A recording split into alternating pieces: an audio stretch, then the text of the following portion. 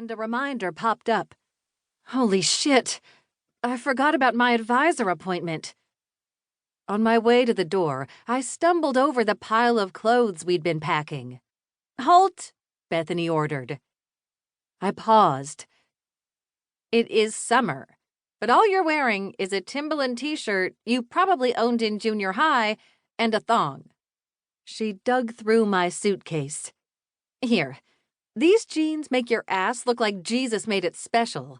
And this red theory blouse might make Hot Craig think about you as something other than one of his students.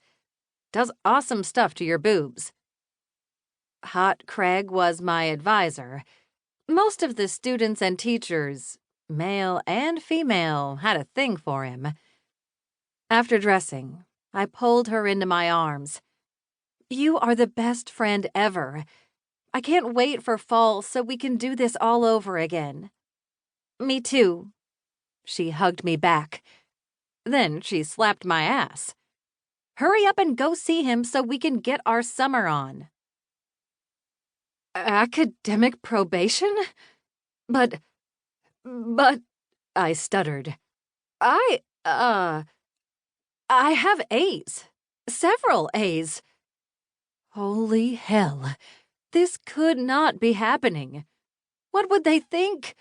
Oh my God, I could not go there. Callie, you have 3 A's, 2 D's, and an F, and your first semester grades weren't exactly stellar. My academic advisor pushed his glasses up his nose.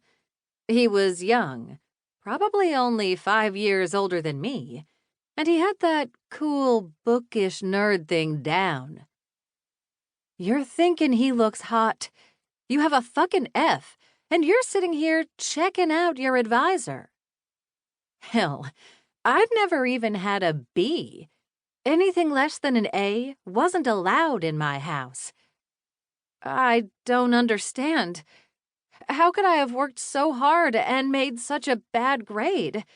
Professor McDonald knew I was having trouble. I told you I was having trouble. You said to stick it out, that I could do this. I pointed an accusing finger, but it didn't make me feel any better. This happens, Craig, the man I used to think was the coolest advisor ever, said. I had faith in you. So did Dr. McDonald.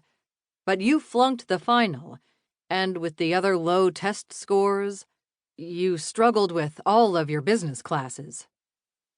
Squeezing the arm of my chair, I did my best not to screech. Craig had set up my schedule from hell.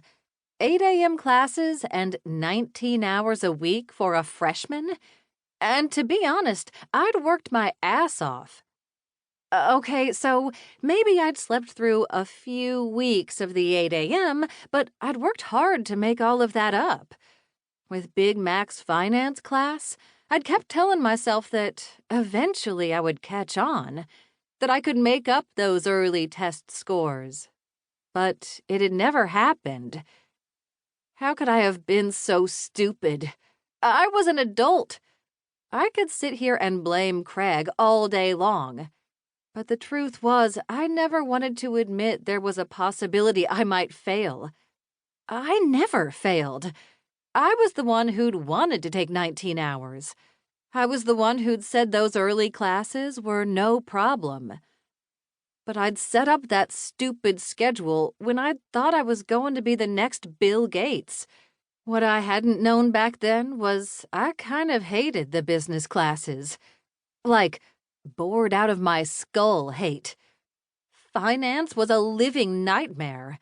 Never in my life had I doubted I could learn anything from a book. Until that stupid class. It broke me in a way nothing else ever had. Self-doubt had become my new best friend, and I'd spent so much time on that one class that the others had suffered. I sighed. So, what does this mean? Craig sat back in his chair and shoved his reading glasses on top of his head.